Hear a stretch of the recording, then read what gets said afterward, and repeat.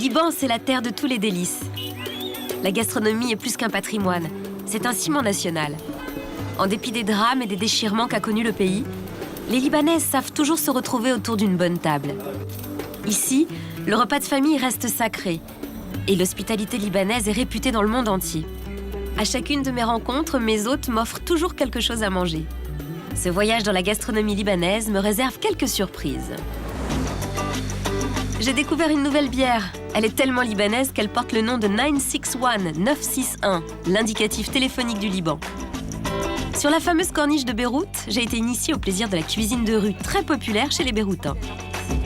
La manouché, c'est le petit déjeuner national au Liban.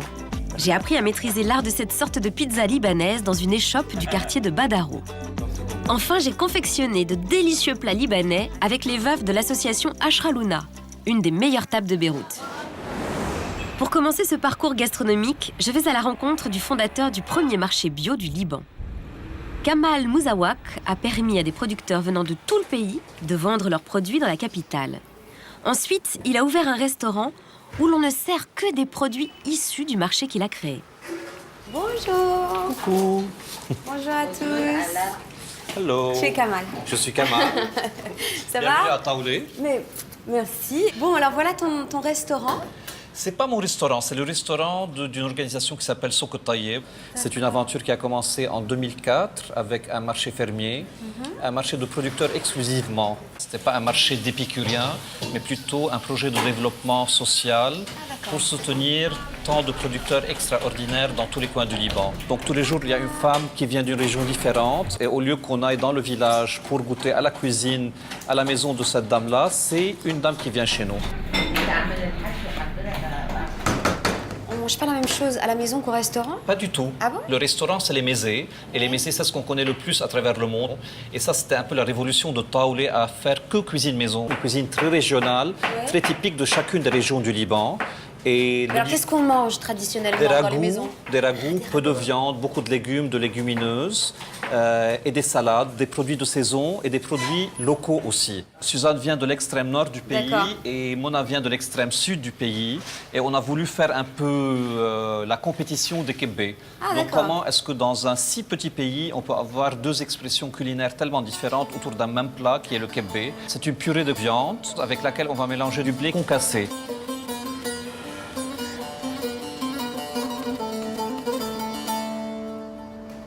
Un kébé qui est fait tout simplement à partir d'une viande exceptionnelle de chef, évidemment très fraîche puisqu'on va la manger crue, des chefs des montagnes, un peu de bourboule, donc le blé concassé, et un peu de poivre blanc et rien d'autre. Déjà comme ça, nature, c'est un goût particulier? Donc il y a un accès choyé.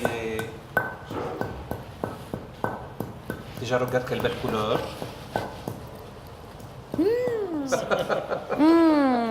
Et donc le sud, c'est une tradition complètement différente. Regarde tout ce qu'il y a comme herbe.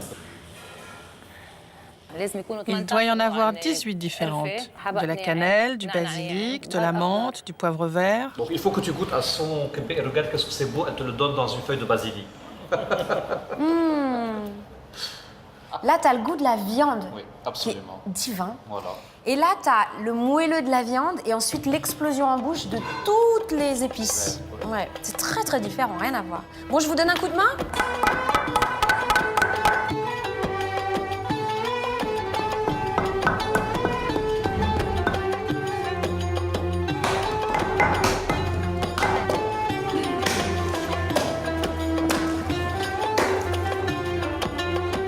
Qu'est-ce que ça t'apporte de venir partager ta cuisine ici avec les habitants de Beyrouth? Je leur fais connaître la cuisine du village de Srarta dans le nord. Et en même temps, c'est l'occasion de les rencontrer. Il se crée un lien avec eux. J'ai l'impression de les recevoir chez moi, dans ma cuisine, et pas de travailler dans un restaurant. Qu'est-ce qui te plaît dans cette expérience? J'aime enseigner ce que je connais, parce que je sens qu'on perd notre authenticité. J'aime Souk El Taïeb parce que ça nous permet de la préserver, justement. Et nous soutenons les agriculteurs aussi. Moi, je suis agricultrice. Tout vient de notre terre. Nous avions arrêté de cultiver parce que personne n'achetait nos produits. Tout pourrissait sur pied. Maintenant, nous avons un marché. C'est bien. Si Souk El-Tayeb n'existait pas, nous serions toujours au même point. Toutes nos récoltes seraient gâchées.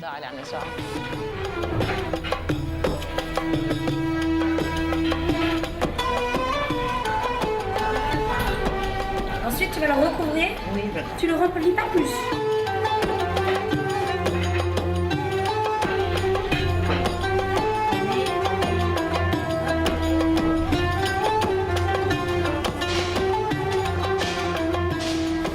Comment tu as découvert, toi, toutes ces cuisines si différentes? Je suis fils de producteur et de paysan, donc je connais très bien ce que c'est que la terre. Et la guerre s'est terminée et ce tout petit pays qu'est le Liban était divisé en une quinzaine de pays. Et un de ces jours, c'était « OK, il n'y a plus de frontières maintenant entre une région et l'autre. Il fallait aller à la rencontre de l'autre. » Et c'était « Ouf, mon Dieu !» L'autre, c'était pour chacun de nous, l'autre qui voulait nous exterminer et nous tuer. Donc, je suis parti pendant 2 ans me promener sur tous les chemins de ce pays. Et tout ce qui m'a touché, ce n'était pas du tout les ruines de Baalbek ou des lieux naturels ou historiques, mais tout simplement combien les gens étaient pareils. Le slogan ici, c'est quand on rentre à la maison, qu'est-ce qu'il y a à manger maman? C'est ça notre slogan. Donc tous les jours, c'est une maman d'une région différente, qu'elle soit blanche ou noire, ou chrétienne ou musulmane, ou de n'importe quelle appartenance. C'est une maman, c'est la terre nourricière, c'est la maman qui nourrit sa famille aussi. Donc comment est-ce qu'on pourrait toujours construire autour de cela?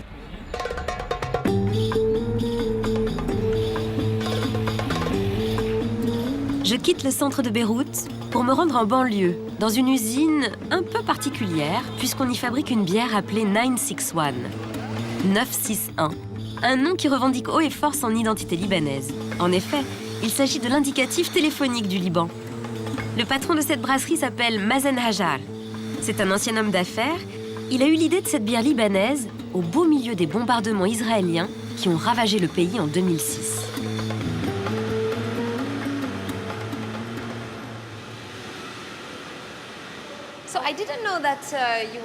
Je ne savais pas qu'on faisait de la bière au Liban. Au départ, la bière vient de cette région du monde. C'était en 9000 avant Jésus-Christ. Malheureusement, ça n'a pas prospéré ici. Alors nous essayons de ramener la bière sur sa terre. Aujourd'hui, je vais te montrer comment on a créé la première bière libanaise. C'est un type de bière que l'on élabore en utilisant des herbes et des épices, habituellement associées à la nourriture. Aujourd'hui, on va essayer de les introduire dans notre bière. Alors on commence avec l'orge, et on va sans doute utiliser la moitié de ça, et le verser dans l'eau. Est-ce que ça bout? Non, elle est juste chaude. En fait, là, ce processus va donner la couleur de la bière. Ça va aussi lui donner du corps. Et puis il y a le sucre, qui en fermentant, va donner de l'alcool et va produire la gazéification. Quand est-ce que tu as brassé ta première bière? C'était très exactement en juillet 2006, pendant la guerre avec Israël. On était chez moi, on faisait de la bière dans ma cuisine. C'était notre toute première bière. Et à ce moment-là, mon associé, Hendrik, m'a dit « On pourrait dire aux gens qu'on a commencé quand la ville était bombardée, en pleine guerre. » Je savais que le Liban se redresserait et qu'il finirait par se reconstruire. C'était donc le meilleur moment pour se lancer. On a emménagé dans ces locaux en 2010. Il y a 2 ans, on produisait 200 000 bouteilles par an. Cette année, on en a produit 10 millions. L'année prochaine, on prévoit d'en produire 45 millions. Et on en exporte déjà dans 16 pays.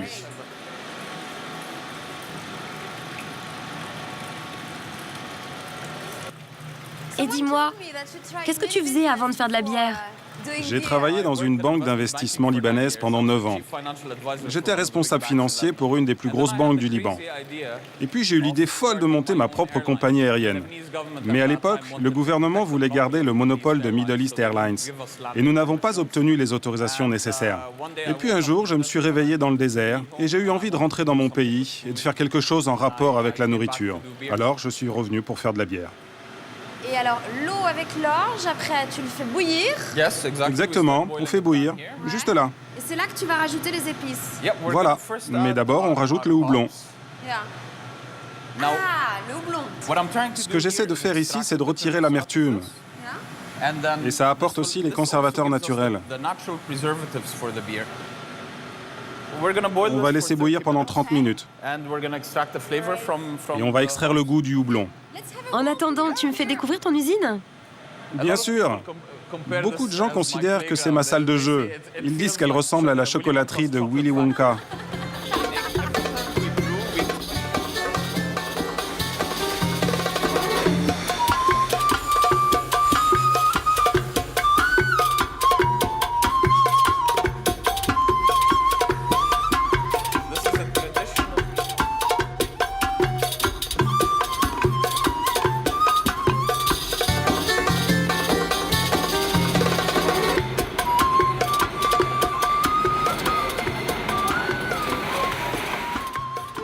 Maintenant, on rajoute les épices.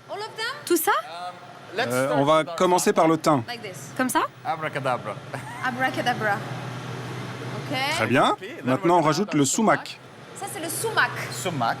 Ça, c'est très épicé. C'est un peu acide. Oui, c'est un peu acide. Exactly. L'anis. Voilà l'anis. And you can Et smell tu peux sentir. Oui, la camomille, ça sent tout de suite. And now you're picking Et là, up some on of sent the le thyme, thym et la sauge. the sage. And that's Et it. c'est tout? That's it. C'est tout. I mean, the beer is... Là, la bière est prête? The beer is not ready. This is Non, la bière n'est pas prête. C'est un liquide très sucré, avec une amertume un peu huileuse, et tous les arômes sont encore séparés. very separate. Okay. And Ensuite, tu laisses reposer? We're gonna On va la refroidir, cool it, okay. and then we're gonna put et ensuite on va la mettre dans un baril de fermentation, comme celui-là, mais en plus petit. Et on va rajouter la levure. Within 2 Et weeks, dans 2 semaines, elle sera prête? Oui, d'ici 2 à 3 semaines, ça sera bon. few beers in the sun. We have to have a dry hand. Pour it with foam.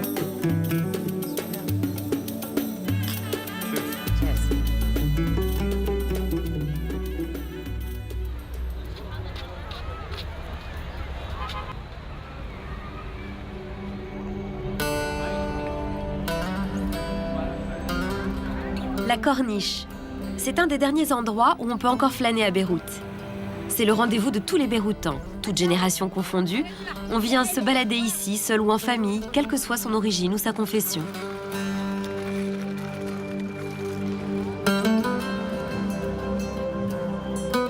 C'est face à la mer que j'attends mon amie, la comédienne Anjori Hani.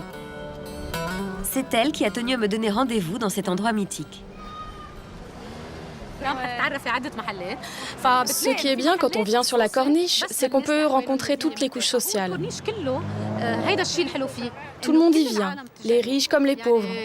Il y a un vrai mélange. Au Liban et particulièrement à Beyrouth, c'est une bonne chose.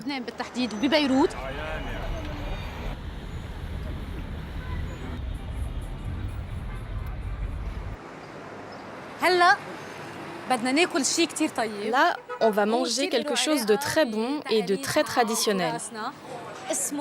C'est un genre de cocktail. Ça s'appelle littéralement un cocktail de morceaux. Bonjour. Tu as tous les fruits possibles. On les coupe et on ajoute du jus. Qu'est-ce que tu aimes, toi? Moi, je prends toujours la même chose quand je viens ici. Du jus d'avocat avec du fromage blanc et du miel. Et tu le mélanges avec autre chose ou pas? Avec les fruits. Ah, d'accord, très bien, très bien. Tu veux quoi, toi? Mangue et kiwi. Voilà, il nous met de la banane. Ça, c'est le jus d'avocat. Oui, le jus d'avocat. Kiwi. Kiwi. Ah, là, il coupe les petits morceaux. Ah ouais, Ouais. en fait, c'est à manger, hein, c'est pas à boire. Ça, c'est tes souvenirs d'étudiante, j'imagine, non? Oui, Ouais, c'est oui, ça. hein. oui. Ah, c'est les noix de pécan Oui. et de la crème. Ça va. C'est le dîner, hein. C'est bon, tu en as mis assez. C'est tout? Il y en a trop déjà. Merci beaucoup. Ça a l'air super. C'est typiquement béroutin, ça? Oui. Allez, chill. Au revoir. Merci. Waouh, waouh, waouh.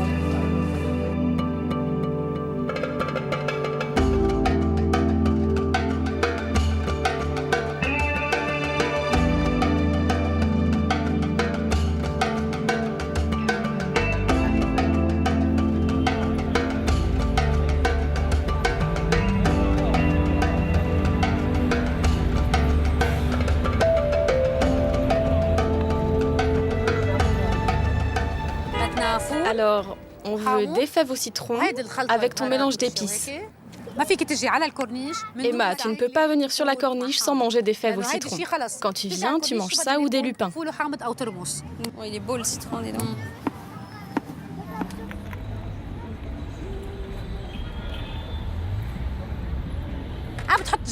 Tu mets des carottes avec? Moi, d'habitude, je les prends sans. Pas chez moi. C'est plutôt un apéro ou un dîner? Non, en général, ça se mange comme ça, pas au dîner. Ça, c'est juste un encart. C'est juste pour grignoter. C'est ça.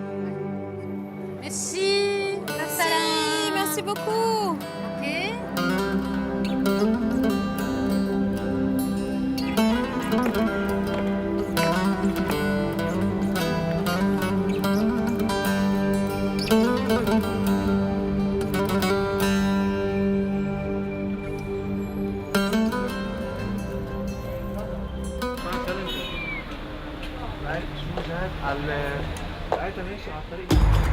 Au petit matin, il y a une tradition à laquelle, paraît-il, on n'a pas le droit d'échapper à Beyrouth. C'est la dégustation du petit déjeuner favori des Libanais, la manouché. Pour trouver une bonne manouché, ce n'est pas compliqué, il suffit de se balader dans les rues. On finit toujours par tomber sur une échoppe qui en vend, comme celle de Georges. Bonjour. Bonjour. Je pourrais avoir une petite manouche?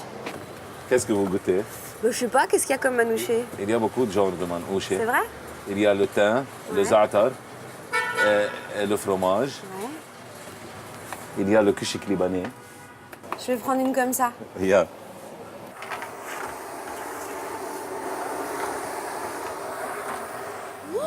Ça, c'est mon petit déjeuner, ça? Oui. Ça vient d'où, la manouché, tu sais? Elle est libanaise, pure libanaise. Pure libanaise. Voilà. Merci. Il y a 3 genres de gens ici qui passent dans la route. Il y a les élèves, Ouais. les bureaux, Ouais. et il y a les gens qui habitent ici. C'est une cuisine de rue. Oui, Est-ce que tu veux bien m'apprendre à faire la manouché? avec plaisir. Bonjour, vous voulez une manouché? Oui. Je vais la faire pour vous. Vous êtes sûr? Je préférais que ce soit lui. Ah, vous... Eh ben voilà, ça commence. Vous avez raison, elle est délicieuse, hein.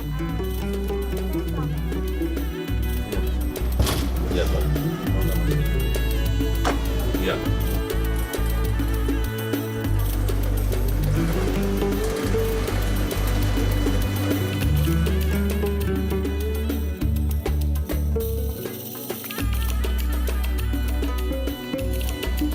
Je la jette vraiment. Yalla, jette-la. Très bien, yalla.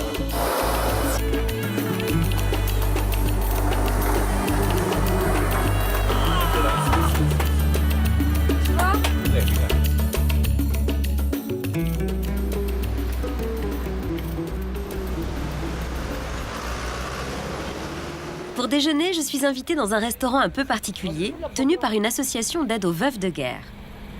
Pour y accéder, j'ai dû faire une wasta, comme on dit ici, c'est-à-dire faire jouer une relation bien placée. Si vous voulez manger à Ashralouna, la liste d'attente est longue.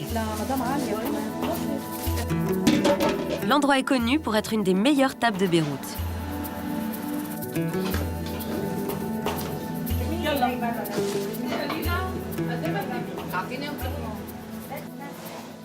Qu'est-ce que vous préparez? Du yaourt. C'est du yaourt. Ah, c'est pour la sauce avec la viande? Oui, c'est ça. Et ça, c'est typiquement béroutin comme cuisine? Tripoli. Et de Beyrouth. Et Beyrouth, les deux. Ça vient de Tripoli. Non, pas de Beyrouth. De Tripoli, dis-lui. D'accord. Donc là, ce qu'on va manger, c'est de la cuisine beyroutine, mais aussi un petit peu de cuisine du nord, de Tripoli. Qu'est-ce qu'il y a d'autre? Tout ce que tu veux. De partout. On fait tous les plats du Liban.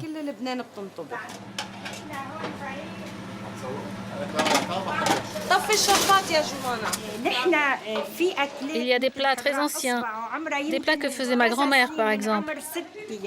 Ils étaient oubliés et nous les avons adaptés au goût du jour. Qu'est-ce que tu mets dedans? C'est du sirop de grenade. Waouh.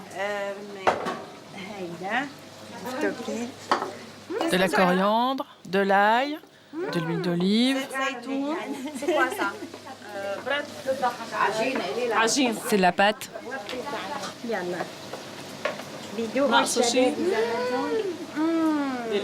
Alors, je suis très impressionnée parce que tout le monde veut venir manger chez vous. Quand je vois le nombre de gens qui viennent, je suis épatée de voir qu'on a réussi à faire tout ça. Que Dieu préserve cette association qui nous emploie. Grâce à elle, nous n'avons besoin de personne.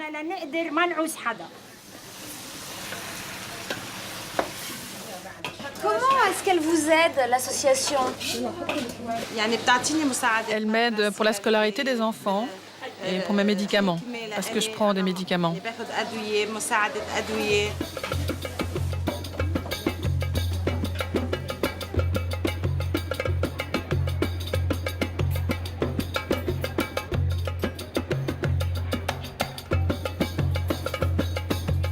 Les déjeuners préparés par les veuves se tiennent tous les vendredis.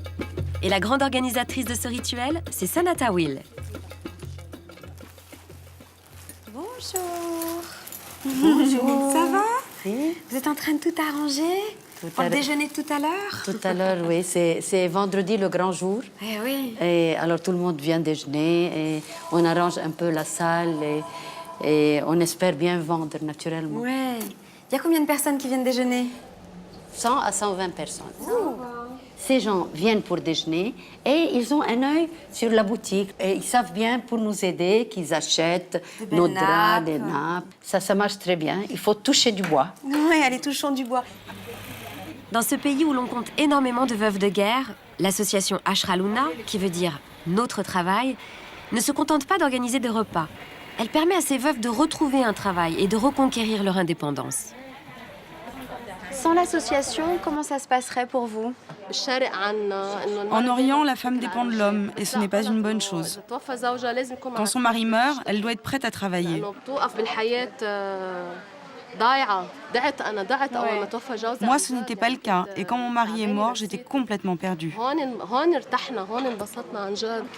Mais ici, j'ai trouvé le confort. Je suis responsable de moi-même et de mes enfants. J'ai mon propre salaire. Je paie les études de mes enfants et je veux pouvoir le faire jusqu'à mon dernier souffle.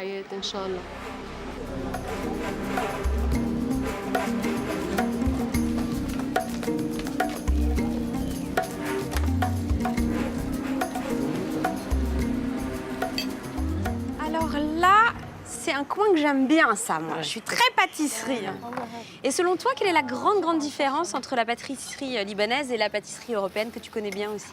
La pâtisserie libanaise, elle est parfumée à l'eau de fleurs d'oranger. Elle est sucrée plus ou moins au miel. Elle fait grossir. Est-ce que dans les pâtisseries qu'on est en train de faire, il y en a une qui est typiquement béroutine? Ça. Ça, c'est typiquement béroutin? Et alors, qu'est-ce qu'il y a à l'intérieur? C'est quoi la recette? De la semoule, de l'anis, de l'huile d'olive, du beurre. Après, il faut frire. Ah, c'est frit? Ça, c'est frit. C'est ça le résultat? Tiens, tu veux? T'en veux pas maintenant? Eh ben moi, je veux. Ça, c'est les ataïef. C'est les crêpes qu'on va fourrer avec des noix, de l'eau de fleur d'oranger et du sucre. Alors ça, oui, c'est quoi ça? C'est une pâte sablée. Oui. Et dedans, il y a la pâte de date. Et c'est des petits cookies qu'on met au four.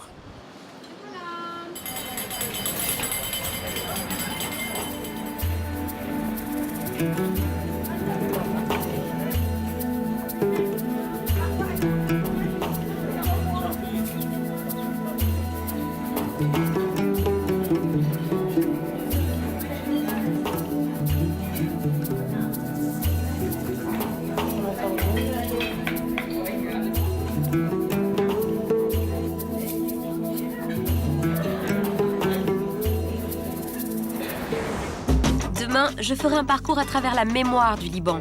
Je passerai par la maison Beth Beyrouth, qui sera bientôt le musée de la guerre. Puis j'irai voir le musée national des antiquités, miraculeusement sauvé du désastre par la volonté d'un homme. Je ferai un détour par la mythique Baalbek, pour descendre à l'hôtel Palmyra, le vestige de l'âge d'or du Liban des années 60. Enfin, j'arpenterai la place des Martyrs, le lieu emblématique de l'histoire récente du Liban.